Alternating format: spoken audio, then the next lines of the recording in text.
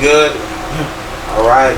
Another episode of More Than Music City, the podcast. I am your host, J. Paul. I am on site with the legendary Chameleon, Tim Hill. We got SOS behind the scenes for right now. We'll say what's up to him, man. What's up? We got Tim Hill, man. My goodness, man. Where do we start? Like 80s, 90s. 80s, 90s. Yeah, so like let's take it back, because I can hear myself good. But let's take it back to when did you first hear music and fall in love with music? I was either 4 or 5. I heard a well-known song, Chuck Mangione, and Feel So Good. That song, and I used to run and go get my little plastic machine gun, and hold it to my mouth and do it alongside. Like I'd run and act like I'm playing a trumpet. I had no idea that he was playing. Well, he's playing a cornet, but it's like a trumpet. And I never knew that I would end up playing trumpet at 13. You know, that tripped me out. That was my first instrument, 4th grade. Yep. Trumpet all through high school, but so you picked up the cornet, and this was Trumpet, yeah. Trumpet. Mm-hmm. I mean, well, Same when thing. you know, yeah, it gives the same sound. Yeah. But same keys and everything. There's nothing different but the name. And how did learning to play the trumpet turn into something different and bigger? Well, trumpet actually made me start rapping because it made my tongue quick. You get to a point, it's called embouchure. You make your lip have muscles, so you can actually. And a trumpet is about buzzing the mouthpiece, and that's what makes the sound. And the tighter that you do it, the higher you can go up. But if you get more advanced, you get to the point that you can you can do that. So my tongue was so fast, and when I started rapping, I wanted to use those syllables. The notes, it made me very aggressive because a trumpet is a solo instrument.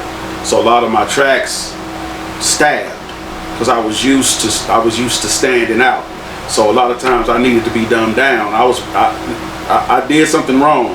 I tried to battle the rappers with my beats. You know. So that's, man, trumpet ain't do all that for me. I did dig my solos and everything. I love that part because, you know, in band trumpet, we always got the melody. Oh yeah. In songs, so all yeah. the time, yeah. Sax also, but yeah. Yeah, that's a cool one. I taught myself how to play that, how to play sax. Oh, once you know how to read music, I got one beginner's book and started from step 1 to. That's cool, man. Yeah. That's cool. So when did after, you know, playing trumpet, you know, what made you want to, you know, what was your first lyrics? What, man, you know what, this trumpet, and I want to, like you said, I want to use this tongue, my embouchure and everything. Where did it go? What was like first lyrics you wrote or first? Oh wow. Well, that's a weird story because while I was ending my high school career of playing trumpet, and I appreciate my band director so much because I went over and played the piano. I was trying to play the piano, and he clowned me in front of the whole class. He said, "You're real good on that trumpet, but you don't ever need to touch the piano. Thank you. Thank you so much." Because now that's how I make my living, is playing piano. You know, Not trumpet. not trumpet, piano. So I love people that push you and tell you not to do something. You know, but as far as the rapping though,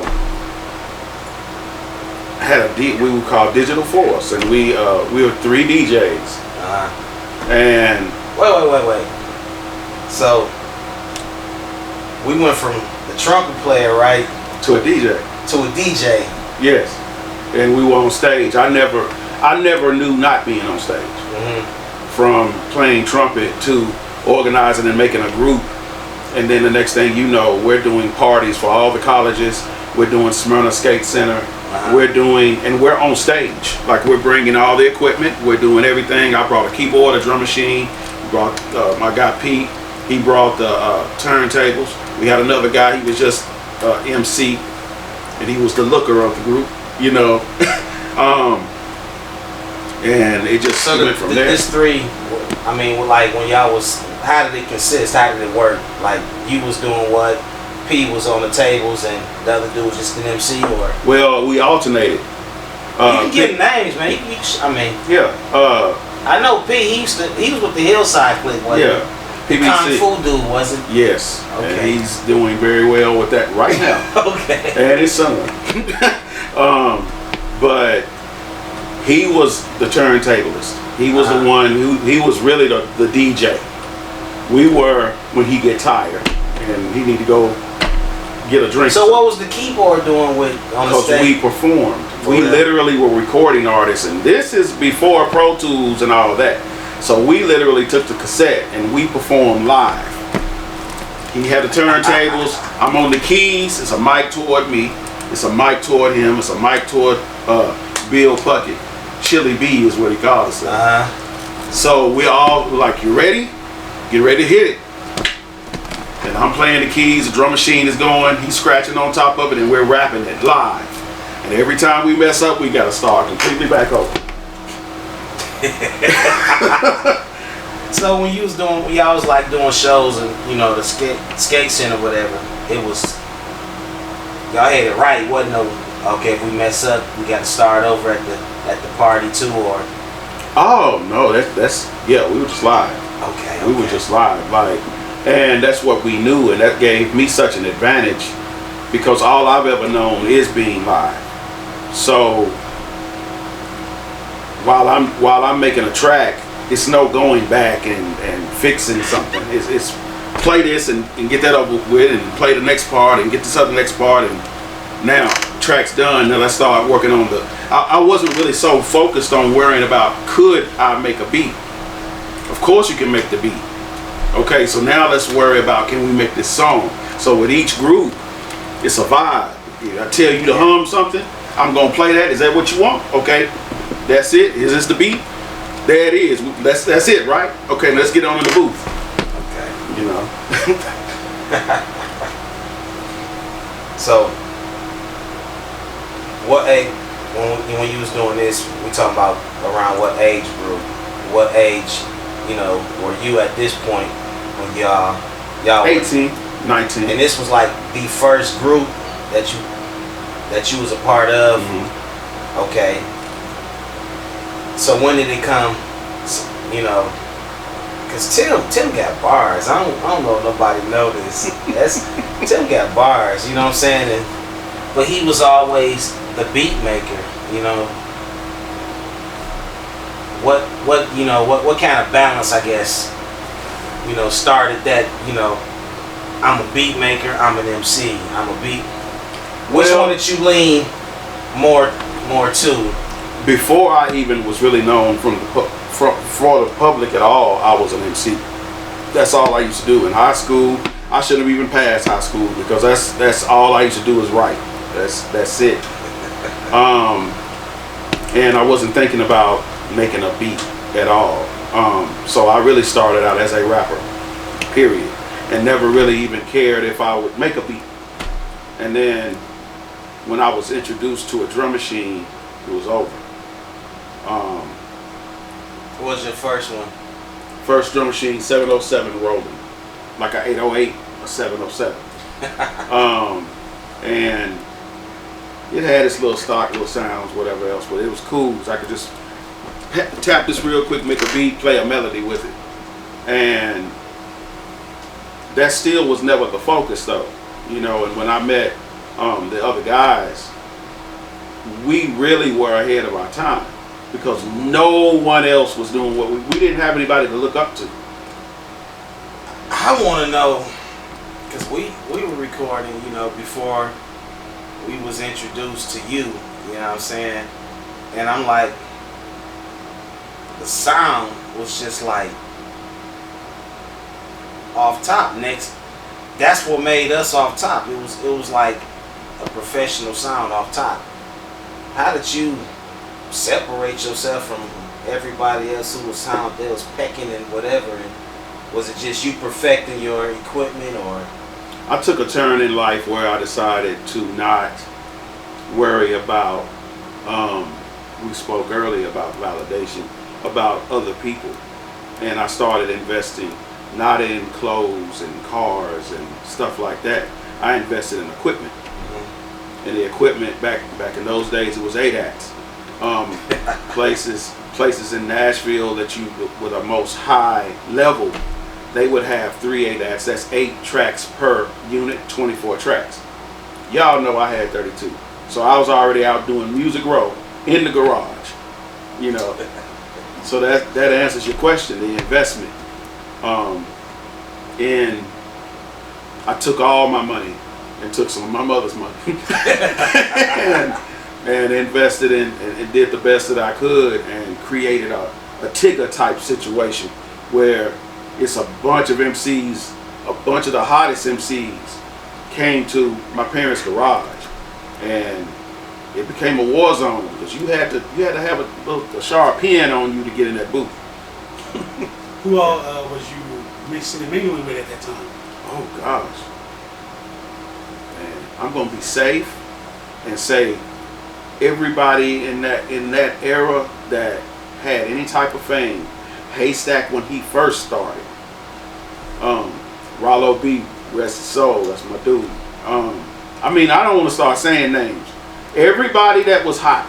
I know, because you going to miss somebody and they're going to be... Yeah. No, but what I'm talking about is like in the circle of people that was coming to the that you was talking about MCs. Right. At that time, you know, when y'all was forming, I guess you're a group or something at that time? Oh, you talking about the group? Yeah. Oh gosh, man, the group had so many members. Everybody started out with a lot of artists. A lot of. Look at us. How many people we done brought through the studio? How many people we end up with? That's why I'm not gonna be rude and say names, because it was a family. Right. Yeah. It was a family. The group that I was in, Hillside. It was another division of Hillside before that Hillside was created. It was an East Coast Hillside. And then the South guys were like, well, what about we want to do it? Then it just turned into this big thing. And next thing you know, we're performing places. And now it's like tree branches of, I don't call it Hillside. It's just people that were recording at this spot. And we started doing shows. And it was almost like, it should have been a label, to be honest with you. Right. Hey, Hillside, they put us on our first show. We did Paranoid over at the old Main Street. Yep. Y'all did a show on y'all. We opened for Hillside. Right. That was like our first. I mean, I ain't know how to hold a mic. They telling me the whole time, speak louder, louder. And I'm like, that ain't how it sound when I'm yelling now. Don't sound. Gotta get loud, man. Yep. But Mike's was in. Come on, man. Doing live shows then. Mike's was horrible. Oh yeah. Nobody could afford the real stuff. They had Radio Shack, so you know. So, who made the Hillside album, the Hillside Click? Who made that album? Who made it? We know. I mean, we know you, but you know, not who made it, but what was the final artist that make the final cuts for that album? I can remember. I know a few of them. I know you. I know When they say 187. list, PBC, T Reezy, I know Fletch. They were called felony. It was, but they got inside.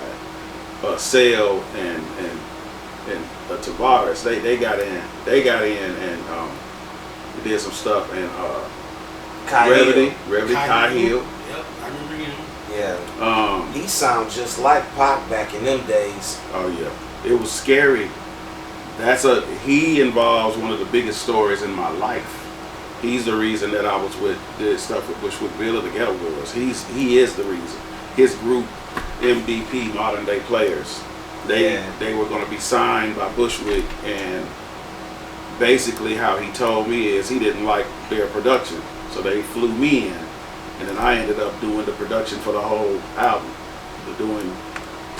There was some other producers, but I was the overseeing producer of the project. But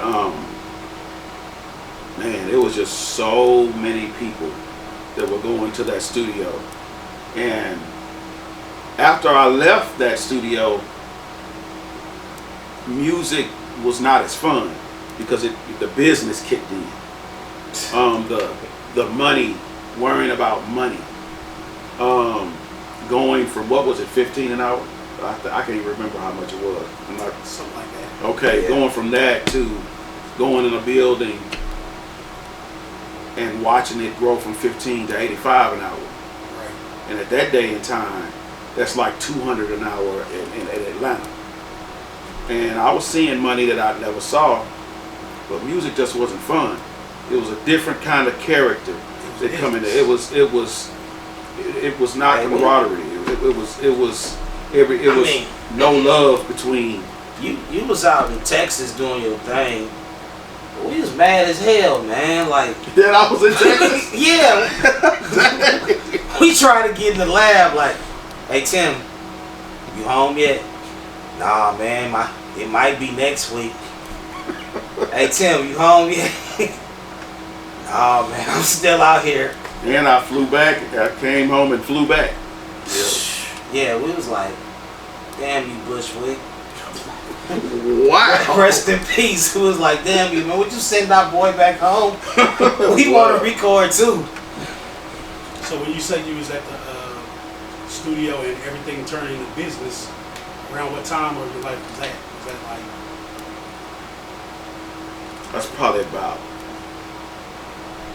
I was probably around 26, 27 at this point. And like I said, I went, it like it was overnight. It's like I went from doing it, and I can't really say it was a hobby. You know, the whole story of me working at Whirlpool for 6 years, and then one day just God told me, turn around. I turned around, and I never went back to work. I've never worked a normal job since that. I've done music for 25 years as a career. Been doing music for 38 years, doing music. But as a career, no other way, no selling drugs, no nothing. Right. Making music and being able to accomplish some major things. But going into that place and seeing money move the way it was moving, it was sucking the music, the love of music. Music and money, you drop the love of music when you try to put money into it too much. You know, you should do music for love, and if you can make money, that's great. I'm not saying, I make my living off of it, but for the longest time, I'll give the secret. It's been about 20 years since I've loved music, and I'm just now getting it back. I'm just now starting to love it. I'm just now becoming way more advanced. I never stop learning. The guys right here, I'll let them answer this. Do I play piano better than I used to play when y'all knew me? Yeah, but back then you were still phenomenal. Yeah, I mean, so like. But I'm just saying, you keep with your craft. You got to keep on going. You have to grow with the times. To me, every 3 or 4 months, music evolves, and you have to keep up with it if you want it to be how you make your income. Right. But if you're doing it for the love and you just want to do it for who you are, hey, that's cool too. Don't stop doing that. I mean, cause we was talking about that earlier. Me and Essos had that conversation before. Like you got a lot of producers, you know, big name beat makers or whatever. When you hear that beat, you know who made it a lot of times. You know what I'm saying? Like, you know a Timberland beat when you hear it. Yeah. You know. Yeah. You know a Swiss beats when you hear it pretty much. You know a Just like Yeah. Well, see, Kanye. in all honesty, this just me now. I feel like sometimes I can get a Dre beat and a Scott Storch beat mixed up. I've heard some stuff that Scott Storch has done that I thought was a Dre beat. But it is a Dre beat because Dre executive produced the beat. He just got Scott Storch to play it. Right. But I say all that to say, you will never hear a Tim Hill beat and be like, that's a Tim Hill beat, because he don't have just one sound that he's known for. He's a musician first, so I mean That really helps so playing in our band's church. how did well, we all know, if everybody know Tim, they know Tim is, you know, he's a church guy, you know, and he plays for it. How did that, you know, tie in? Did Sister Mary say, boy, you gonna come play this piano for the church? She heard you playing and was like, come on down here and get behind that. My mother. Oh, Mom said it. Yeah, my mother. They put me on that piano. There's a guy on the piano. Give him a shout out, Louis Tiggs. Played at the church for 55 years, my guy. And he was playing, and they were like, go up there and play that organ. I don't know how to play the organ. Go on up there anyway. And that just turned into me being there since I was 13. You know, so now I am the musician there. So, and it was crazy because here I am doing shows like on stage with rappers. Then I do a thing and with the Bobby Jones, I'll be on Bobby Jones show, or it's a group called the Spiritualettes. Shout out to them. We did that. We MTMC, Middle Tennessee Mass Choir. I played for that. I mean, it's a lot. I'm not gonna start naming who all, because I can't remember them all. But playing for all these different groups and playing at church, so I was never scared of a stage. Never, ever. That's like, I play trumpet. Okay, I gotta do that on the field. Now I gotta play in jazz band, concert band, all this. Went on stage, and I was a cocky trumpet player. I ain't gonna lie. But on keys, I got asked to go so many places, and because I play very fast. I'm not gonna start that. I play very fast. I play with fast licks. So all those quartet groups were like, man, we got to get him to play the horns on the keys, you know. And I thought that was funny. So I'm getting spread across. So by the time I get with the rappers, I'm telling y'all, like, yeah, you got to make this so you can perform. I kept saying that, like, you got to perform, man. You can't just we can't just keep adding these songs and just, we got to do something with them. I know y'all remember that. Yeah, for sure. And I'm gonna bring this up. I'm talking too much. You ain't even asked me the question, but I'm gonna answer this one. Oh. Y'all are the ones that made me, hands down. Y'all told me to go to Cookville, I think, and do a performance. Y'all had me out there signing women's. I'll just say I never experienced. I knew that y'all were popular, but I didn't know you were that popular. Like y'all. He's talking about the album release party. Yeah, that right there. People were saying they were saying my verse.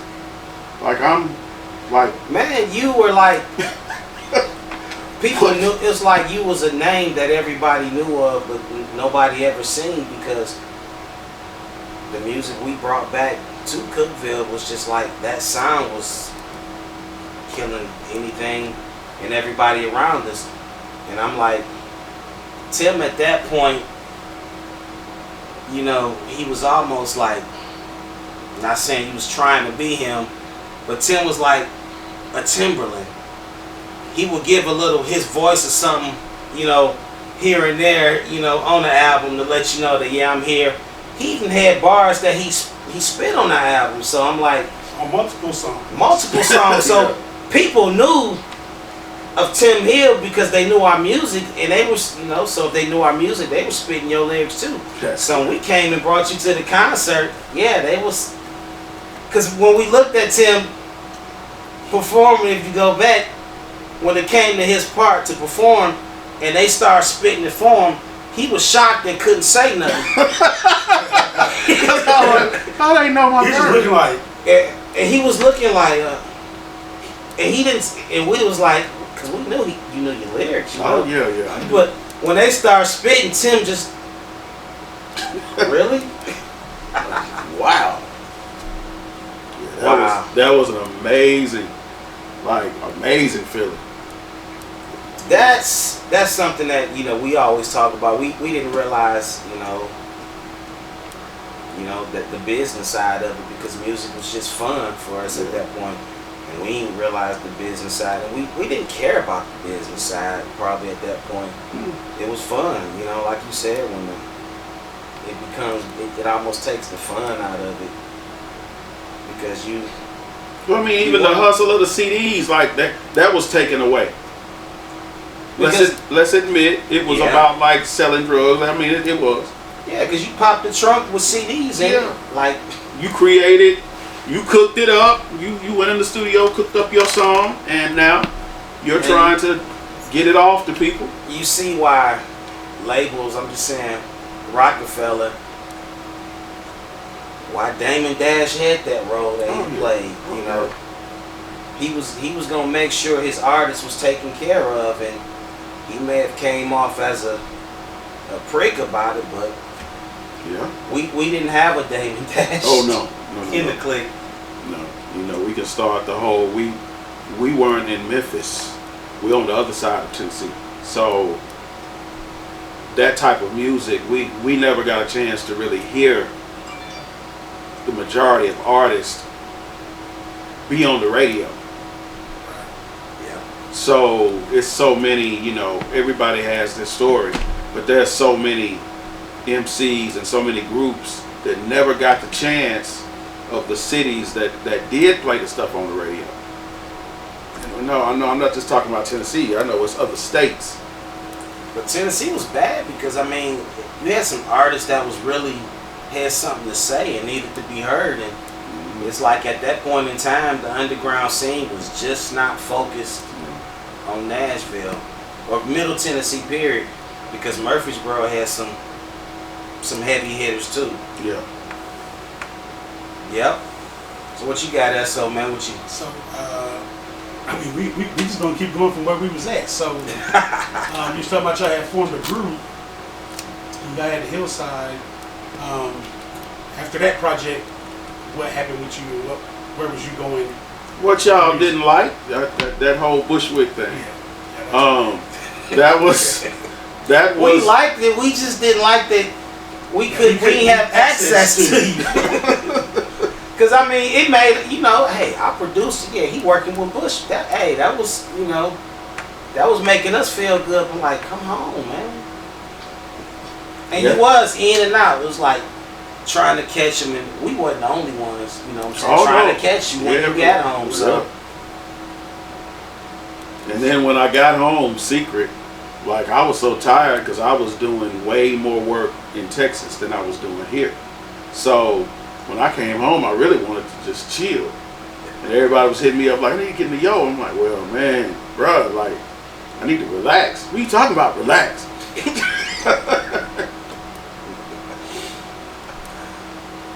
So after the Bushwick thing, you said that you ended up moving the studio to another place, because we know that before that was at the garage. Right. And then you moved the studio to another place, and that was in town in Murfreesboro? Yes. It was, they called it Dirty Bird. Yep. And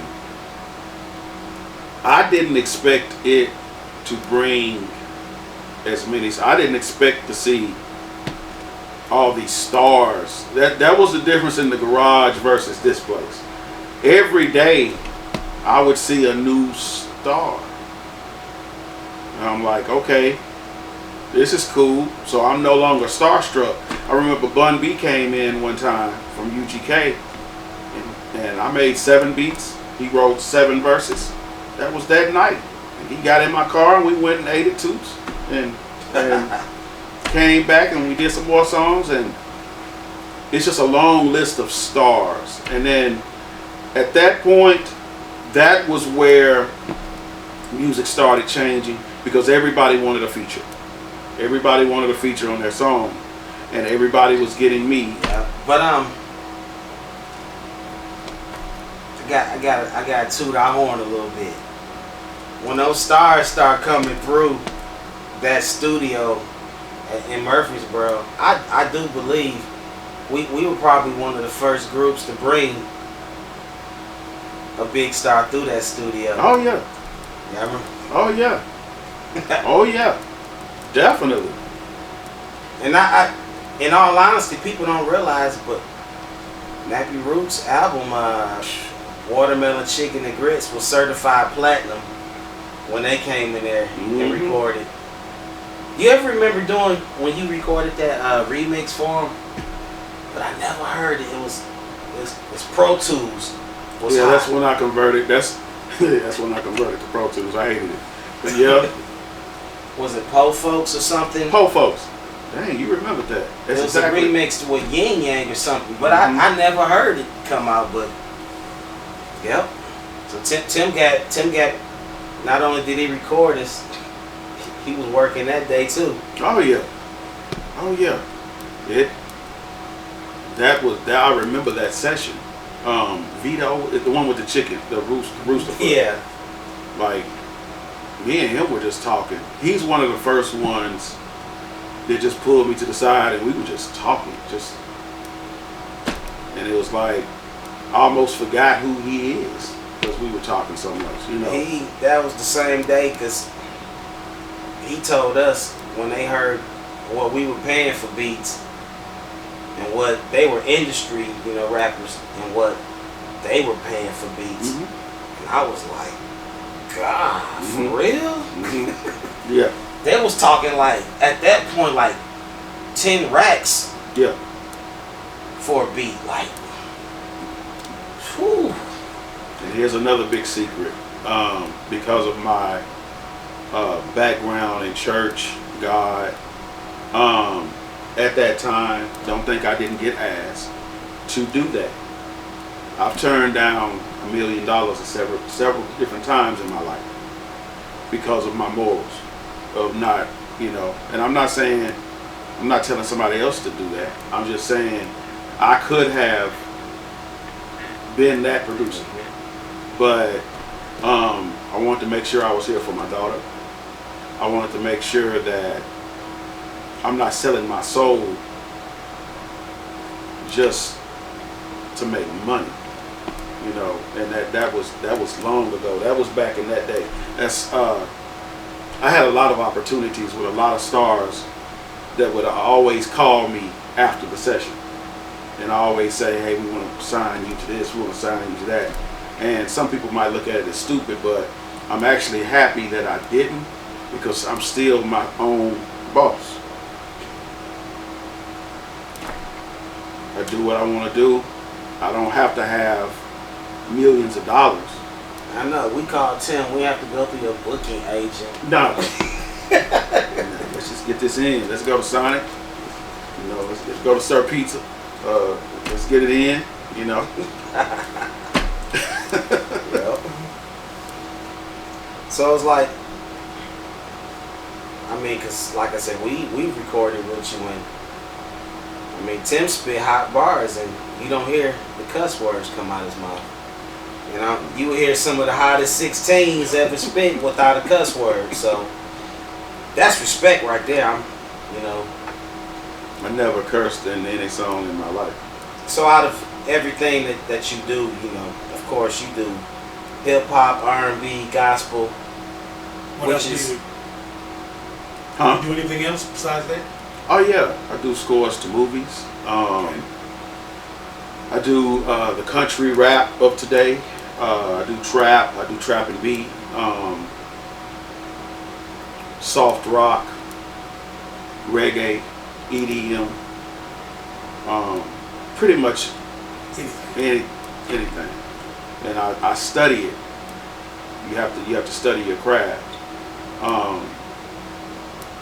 To be authentic, you have to know exactly. Like I said, I'm trying to keep my hands off these keys, but you have to stay authentic and get that sound. You got to know your sounds. You have to invest. If you're doing trap, don't get the little version of FL Studio. Don't get the crack version. Go on and buy that $1,000 version. If you trying to be that $1,000 dude, buy the $1,000 version. You know. So is it like when the artists come in or whatever, like from different genres or whatever, are you still as hard on the people that you record as you used to be? Harder. We have technology now. You know, there was no auto-tune. There was no Melodyne, pitch correction. There was no quantizing audio. So if you're off, then I can just press a button and make you be on. And no, you had to actually, it was 8-acts. This was tape. Matter of fact, it was VHS tape. Mm-hmm. Super VHS. Yes, super VHS tape. I had Electronic Express. They knew exactly who I was. Every artist need 4 and Tim Hill. Yeah. But hey, there's been a couple times we've been on the way to the studio and be like, hey, can y'all pick up a couple 8-acts? 4 of them. 4, yep. And we knew Super VHS. Yep. Now you got hard drives. Are you serious? Are you serious? Like that's an insult. Being able to record. So it's 4 people in a group. And we got the track. Track is on here. And now we got to count. Like, you get this many tracks. It's 32 tracks. And this is it. We got to count this. And we got to do the chorus too. Right. Yep. So how many do you need in your verse? You know, so today's technology, literally, there's no more creativity like that because you have infinite tracks. You can say a little bit of a bar and then say another little piece and trim it out. You can see it. We couldn't see anything. You couldn't go back here and see a session. That didn't happen.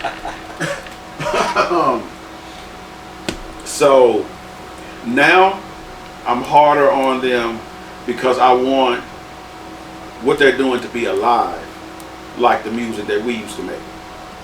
I don't want it to sound like a computer. I know they're using auto-tune and they know how to use it. That's all good. Everybody does their own thing. But live shows, that's what I don't get. You know, auto-tunes, you can do it in the studio, but when you perform it live, It's weird. yeah, it's weird.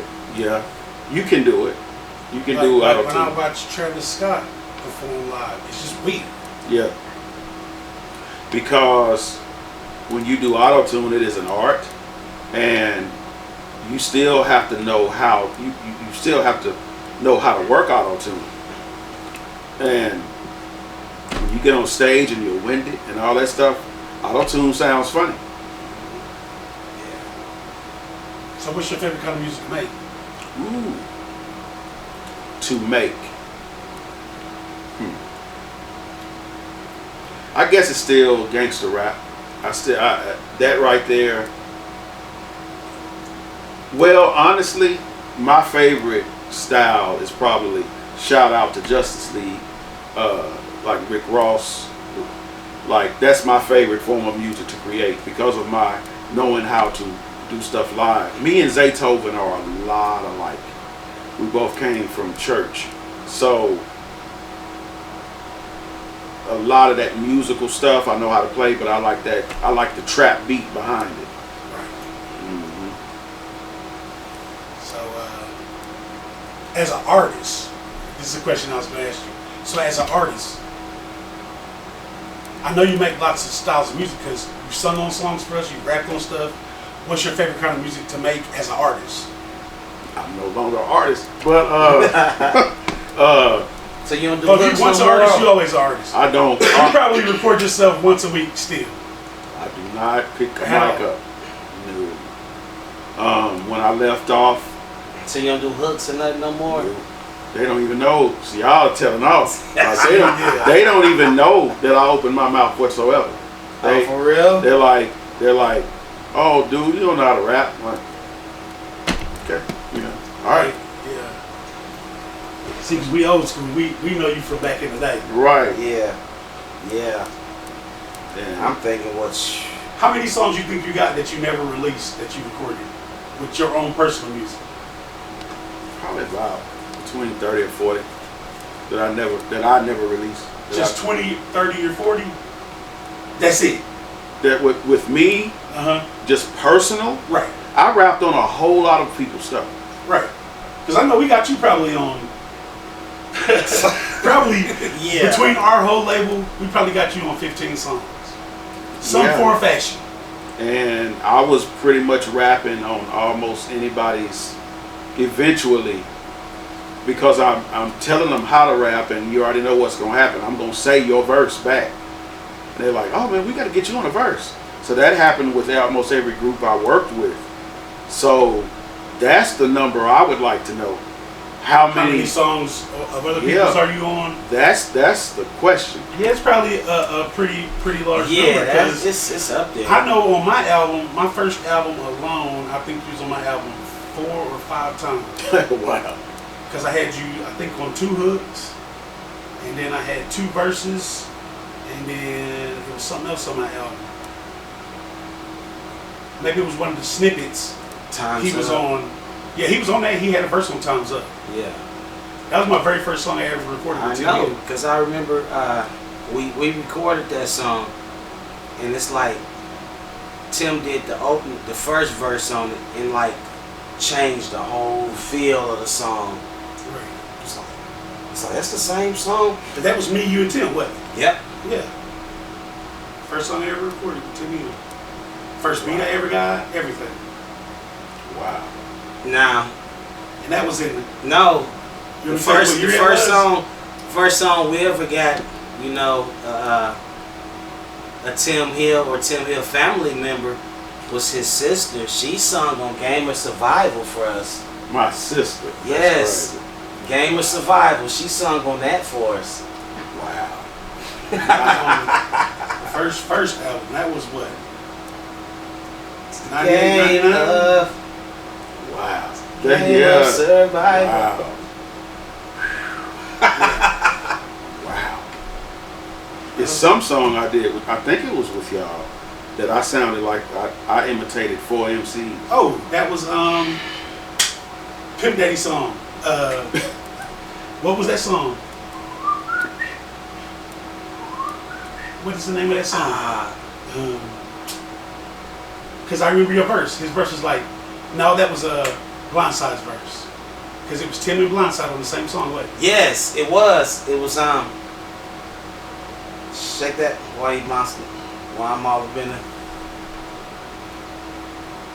If you're gonna get it crunk, if you up in your city, Gotta come on, wobbly, wobbly, wobbly. wobbly. Yeah, because I remember his verse. He did. He changed like 4 different times I let my son hear that verse, and I said, "Hey," in one verse. I said, "Hey, how many artists do you think was on that verse right there?" And he said, 4.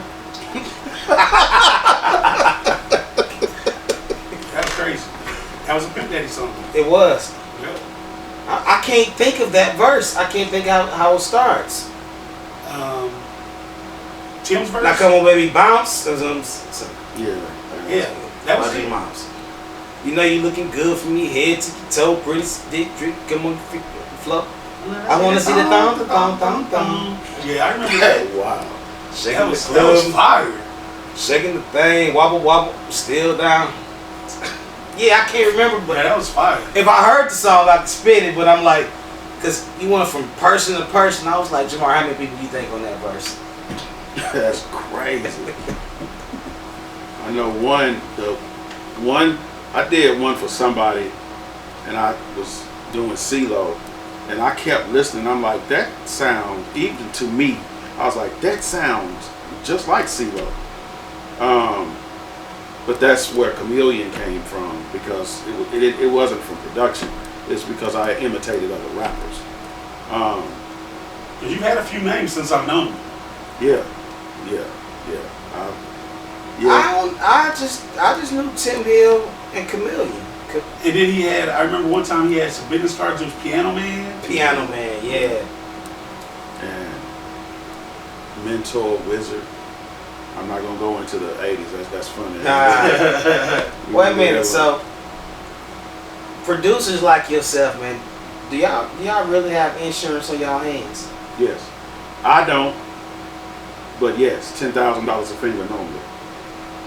And if you get to your Timberlands and people like that, yeah, it might be $1 million a finger. Wow. Yeah. So it's like you ain't getting no fist fights, man. Oh no, I ain't fighting nobody. I'm not punching nothing. No. Might mess my pinky finger up. Out of all the production you've done, do you think that you could even like pinpoint what was your favorite like piece of music you ever made? No. Because it's just so much. Yeah, it's so vast, and it's so many different types of, I will touch the keys to do this. Music is, a track is one thing, but the feel.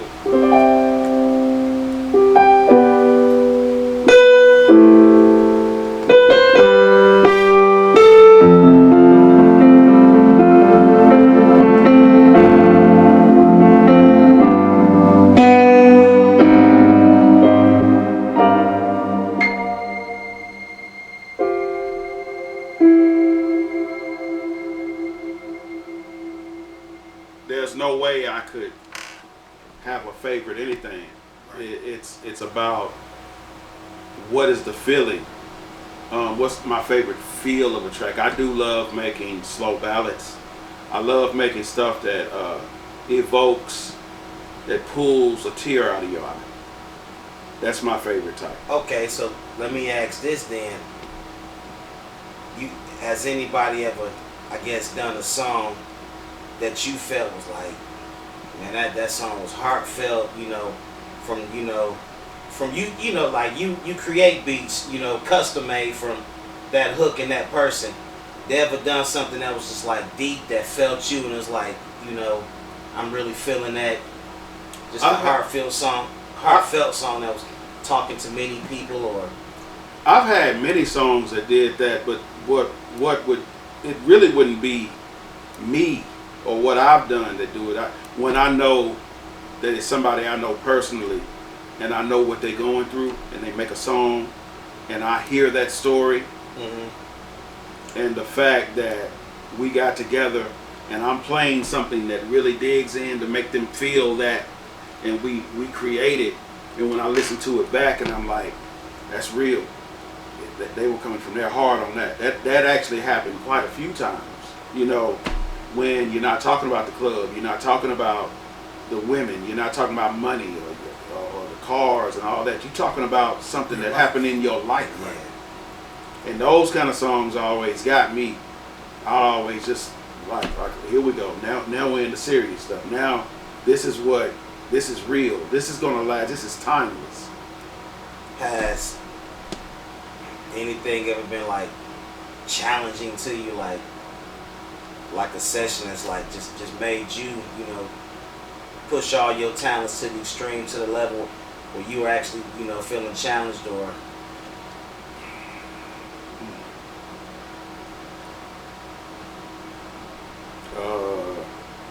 No. No. I was trying to dig deep, but no.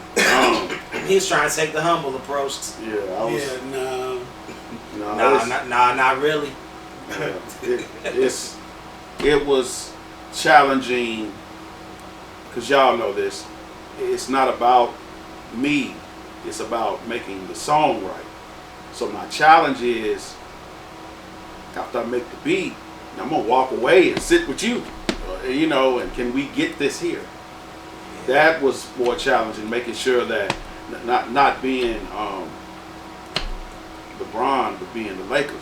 Like trying to make sure, to the best of the ability. Even if it's not great to the rest of the world, I wanted to make sure that you did the best that you could do on this song. Even if it made you hate me. I'd rather you hate me than everybody else hate on you. Because we used to come to the studio, honestly, with a song in mind. Probably a way that we thought the song was going to come out. And we come in, sing the hook to Tim, get through recording the whole song and everything. And it sounds nothing like what we wanted. What we wanted it to be. But we cool with it. You know what I'm saying? It was always seated. But was trying to get out of a track. Right. Yep. I remember I used to come in here and I would be like, I could hum a song to Tim. And then from just that hum, he'd be like, oh, okay. Something like this right here. And then they'll start playing something. And then next thing you know, it's that beat. And then we get to that one point, like, Tim actually knew us to where he was like, you need me to put your sound on here? And I'd be like, yeah, put my sound on there. And he'd put my yeah, you had always drum rolls on yours. Right, yeah. He knew, but sound, because we was just that, like, close-knit with the music. And I'm going to tell you something that Tim Hill used to do, and I used to catch it, you know what I'm saying? Tim Hill, you might have had producers out there that was famous, that, you know what I'm saying, did something on a track or whatever, and everybody thought, oh, that was cold. Tim Hill would do it, and it was like effortless, like they ain't do nothing on that track. That wasn't nothing special. And would give us the same thing. We're like, look, he ain't done nothing special. And we oh, did you hear that? Yeah. He'd be like, yeah? Talking about this right here?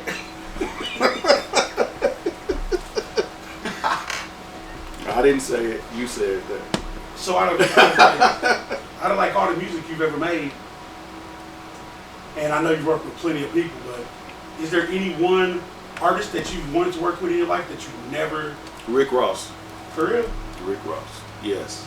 Busta, because I was supposed. Busta Rhymes wanted to sign me as a rapper, but my tracks are big, and I could hear either one of them on my tracks, because it has to be a big voice. For some of the tracks that I make that are just huge, they gotta be on there. That voice is the only ones that can really just be on it like that. Because you said that quick, and I ain't really never just heard, you know what I'm saying, Tim just come out and say, hey, that's who I would like to. So I'm like, that's real to hear Tim say that. So. Oh yeah. Because I remember asking Tim back in the days, so who was your favorite producer? What do you listen to? He was like, I don't listen to nothing because I don't want to be influenced by nothing. That's exactly right. That's exactly right. I was listening to stuff, and it's interesting. This is something actually cool, and I want to, let me get about it. I want to pass this down to the future producers. No showing off, y'all.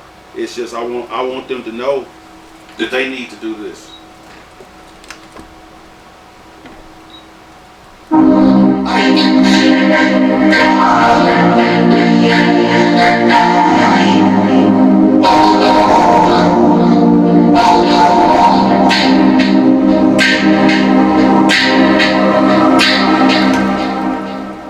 You got to be able to be a showman. Like, you doing your music, you got to be able to allow them to know the things that you know how to do. You might learn how to play an oboe. Put that oboe in that track. Like, do whatever you do, because they're coming to you, and they're going to come want me.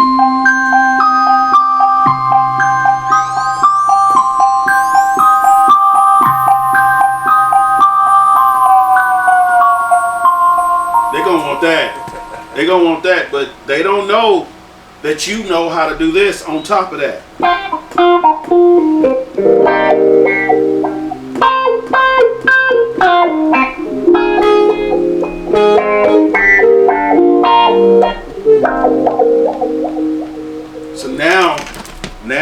they see you completely different because they didn't know you could do all those things. So keep sharpening your sword. Keep learning how to do different things. Don't just get caught up in dragging and dropping on FL2. That's all cool, but learn your craft. Anyway. See that? I'll just sit here and listen to you, and it just made me just smile. It just made me want to write something. It made me want to get out my pad and just write something. I know, because I'm sitting there thinking of tracks Like, we oh, used this to do. is supposed to be nasty. Thinking about the tracks we used to do, the beat already be banging. Then Tim would come with something like that over and be like, oh, I want that in my verse now. Right, that's exactly what, That yeah. could be nasty right there.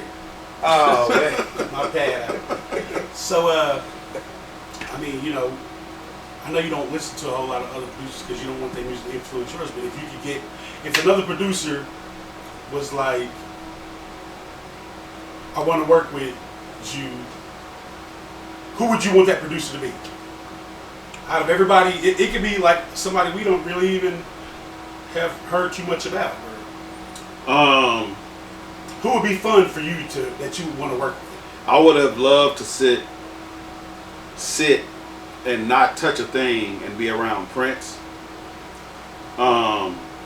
Phil Collins, Roger Troutman, Zapp.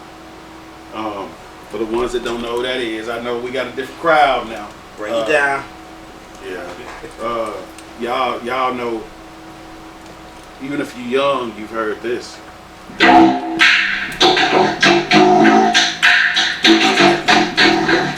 You've heard that. More bounce to the ounce, all that. That dude.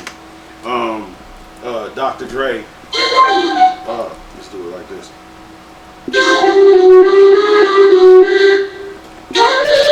California knows how to party in the city of LA. Doing that type stuff. We ain't pull it out no more. Just gonna keep it on, man. But you know, there's a lot of people at a certain time, like Teddy Riley, or like I respect at his time. Right. But today, at this day and time, it would be more musicians, more sitting back, and I can do this without being around them. Just be on stage and watch Adele, or Mint Condition, or some of these cats that's still live, and just grab elements of I'm not really trying to learn how to play what they're playing. I want to catch that feel. What about like a Babyface? Well, the reason I'm not gonna say Babyface, ooh, I'm about to say something stupid, is because in the line of work that my clients, they're not asking me for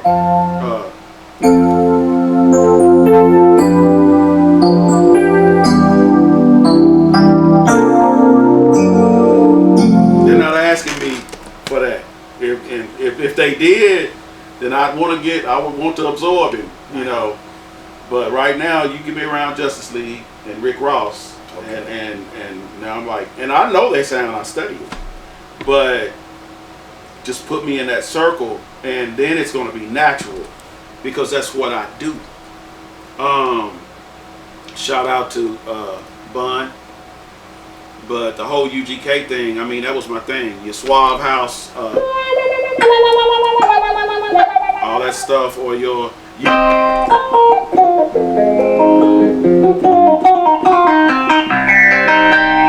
that stuff, that UGK stuff, that's all day long. With the organs. Who was the person behind that tracks? Who was Pimp C. Was he? Pimp C was producing He was playing a lot of the organ too on there? He was producing the track. Wow. Singing the hooks.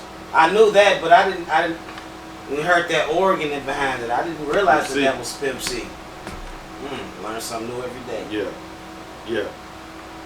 He was doing his thing, and it was cool.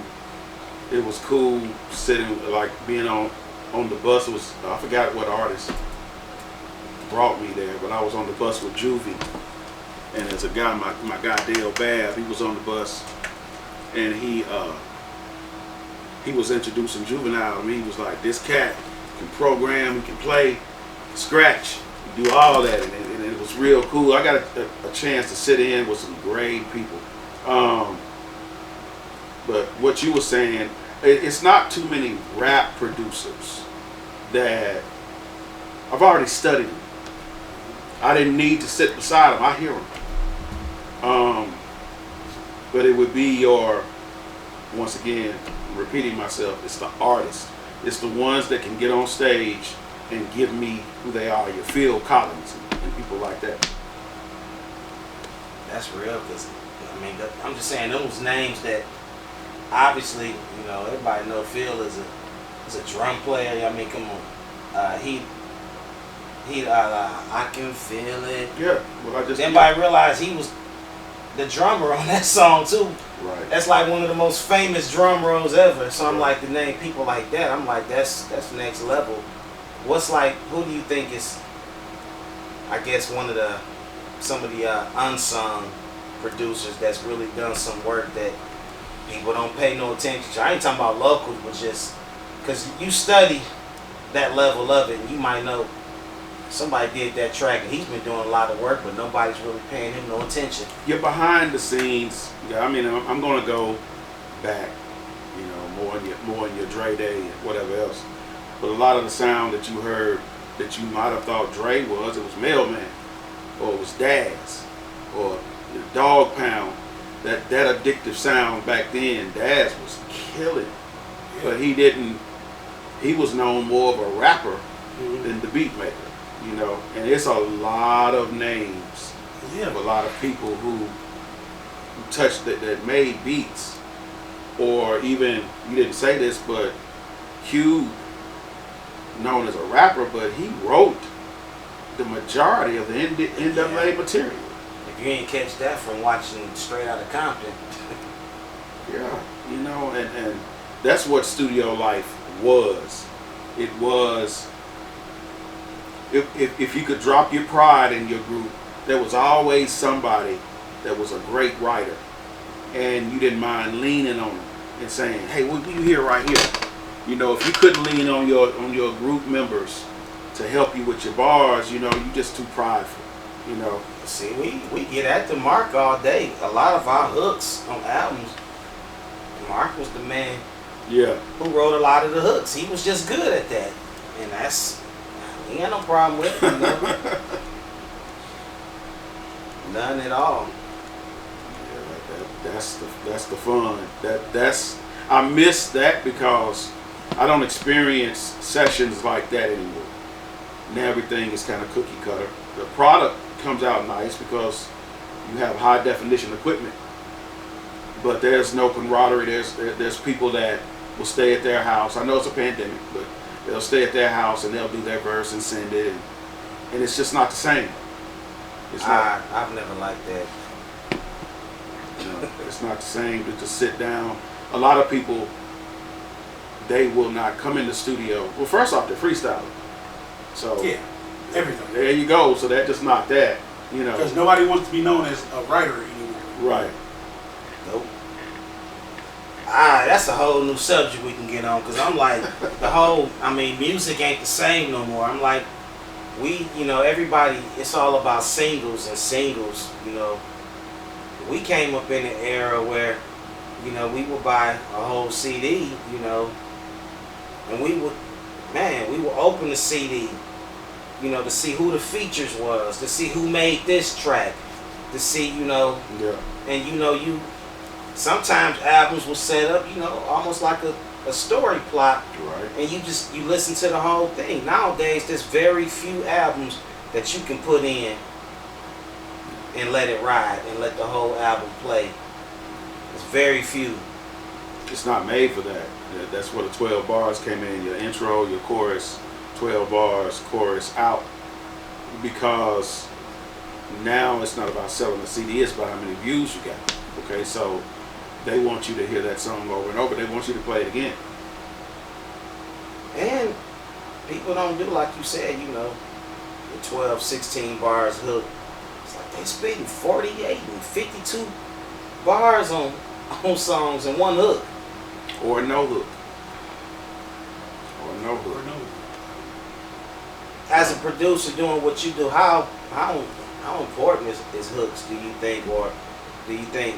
Because I look at it in our days of rapping, we used to sit down and we actually took time to make creative hooks. I feel like that is gone right now. People don't do that anymore. Do you feel that's something that music is missing now, or? Oh, it's missing a lot because number one, they don't tapping into what you said. A lot of them will never experience what the CD did. Or let's go back here. Let's go to the album. They'll never experience that your first songs that you carefully placed on the front of your A side of your album, the B side was a whole nother style of songs. You know, the front of the album, the A side might be more energetic. It might be club stuff, and then on the other one that's where something we don't have now. It's romantic. The club did have slow dances. You know, now. Well, I won't go into that stuff. Yeah, the last two songs of the night, the club was always. That's where you might find your wife or your husband. Now you'll find the next person that's twerking on you, and that's not your wife. You know, the chorus, the hook, very important. Why would you not repeat what the name of the song is so people can purchase this song? How in the world are they gonna know what this song is when all you're doing is just rapping straight across it? Yeah, 'cause it's a song that I hear now on the radio, and I could not tell you what that song is. No, of course. Because there's really no hook. It's just like, I don't know what that is. See, I'm the type of person, I'm like, I just popping this song Hooks. right now on the radio. I be telling my nephews, they rapping, I be trying to get them to make that hook catchy, repetitive, to the point to where, you know, somebody just might be washing their dishes and they singing your hook because that's all they remember. Yeah. Like, prime example to me, like, you know, the song that's out, Lil Baby, Bigger Than Black and White. It's a problem with, you know, the hook. I know the verse. I mean, there's certain things in the, you know, that he's spitting in the verse that I can. But if anything, I remember that song is Bigger Than Black and White. You know, I'm gonna remember a catchy hook. You know, so they not trying to get them to do that. And they don't want to do. I'm not saying they don't want to, but they don't realize the importance of it. So. Well, you have to study music that was before you, and I'm not even talking about being dated. Don't even do the same genre. Go to James Brown. He's the first rapper. Go to James Brown and listen to how his choruses was what you remember. Prince, Purple Rain. You instantly, if you say Purple Rain,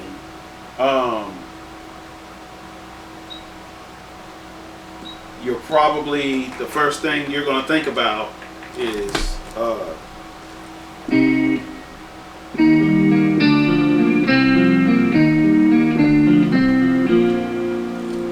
that's not how the song starts, but you are already going to the chorus.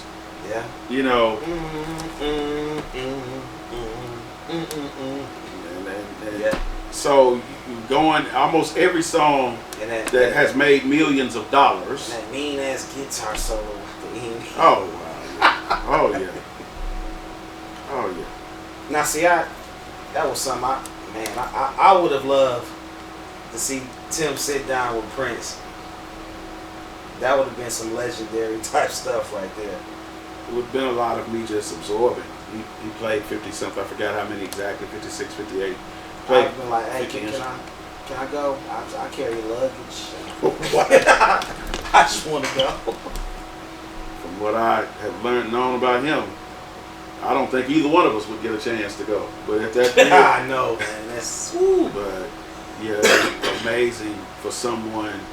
I've gotten a chance to do that, and I'm very blessed. But to live and breathe music, like that's all I do.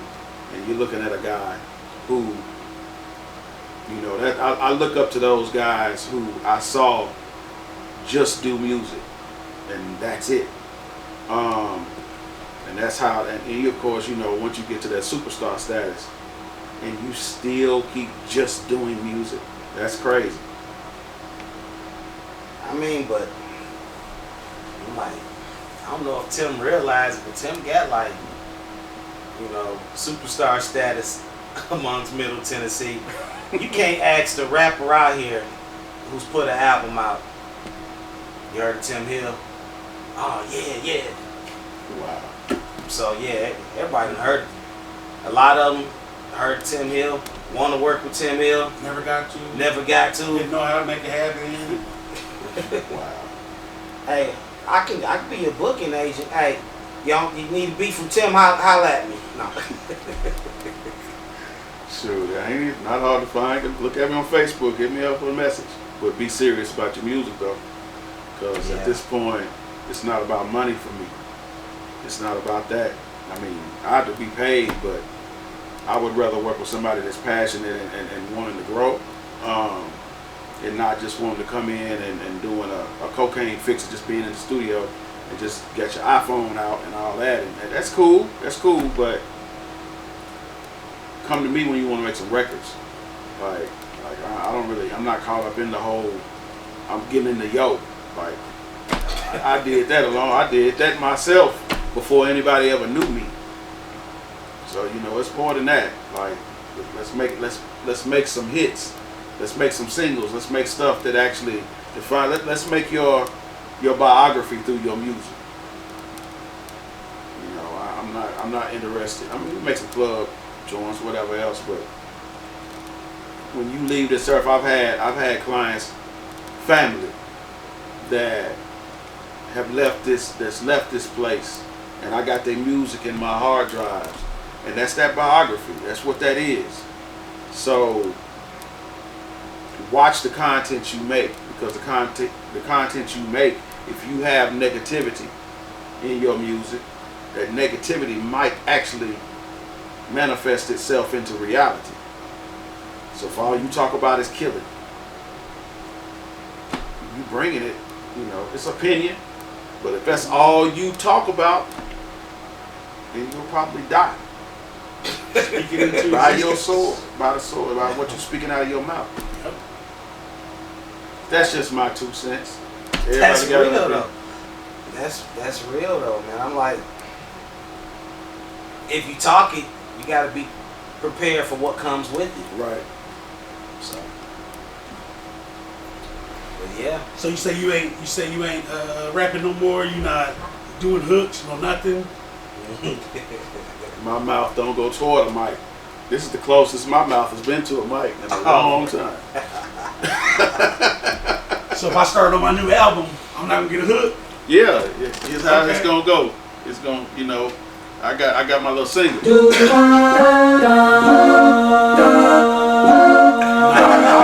can get a tingle. I know how to get one. You just come in here and rap hard, and then I'll be like, man, I ain't got nothing to go to this verse, man. Tim, why don't you go and get on that? I'll just tell you, I'll help you write it. There you go. That's what you can say right there. Go on back in there. Like, I know, man, it just needs something. Tell them what you give it what it needs, man. This is something. We'll get what it need in the mix. No, I think how we used to get you on all kind of songs, man, is like we was making the music that you wanted to be on. Yeah. That's the music we was trying to make. Is, you know, the same music that you was liking, and you was making the beats anyways. And he was like, I think it was just like we was just so close, and it was just the right thing to do. You know what I'm saying? This is a story I had to tell. I'm like, we recorded with Tim for so long, and I'm like, Tim was like, The only producer we messed with. he was almost like, you know, a booth coach to me, you know. Also, I kid you not, the first time that we recorded away from Tim's studio, it's that song that we did over at the Street Flavor studio. Yep. I was lost in the booth, like, is this right? Is it good? Does it sound right? Because I'm used to Tim telling, okay, nah, we gonna double that up. We gonna do this, do that, Do that over. do that over. And I'm like, when I got in the booth and Tim wasn't there, I was lost. Like, Yep. I really had to learn how to record without Tim. Right. Wow. Because we had done it for so long. Wow. Yeah. Like, let's see. We recorded with just Tim for at least like 3 or 4 albums. 97 to I got out in 2006. after that, then. That was the first. 2007 was the first time I recorded without Tim Hill. Wow. And I'm like, I don't know if the time frame 10 years. was that long or whatever for me, but it was just the number of songs. You know what I'm saying? Oh, wow. I was in the studio with Tim, like song after song after song after song, Right. and Because we was working on 3 albums at one time. yeah, Yeah. Because it was Cartel album, SOS album, Pimp Daddy album, all at the same time. yeah. And Block Burners and Big Shane. Yeah, Shane did start working on his. Yep. He did. He was working on his album with Tim. That's right, Free Big Shane. Yep. Wow. He had a lot going at that one time. And then all those albums came out except for Pimp Daddies. And then we started again. He That's had when to we throw, went into he had to Cartel throw Fame. that one in there, didn't he? Yeah, because he's going to put it out one day. Or put them out. Put them out. He's got 3 albums worth of Tim Hill production and recordings. And he never put it out? Nothing. Not I one didn't know out. that. Wow. He never put Yeah, out a all solo them album. beats and all them songs that you recorded for him, Never released them. never All the released them. verses that you laid for him, never released them. Wow. You need to put that stuff out. Yeah, he said next year. He said next year he was really putting it out. He said after the new year I'm really gonna put my stuff out. He said I'm gonna go back in, I'm gonna record 2 or 3 new ones with Tim, and then I'm gonna drop it.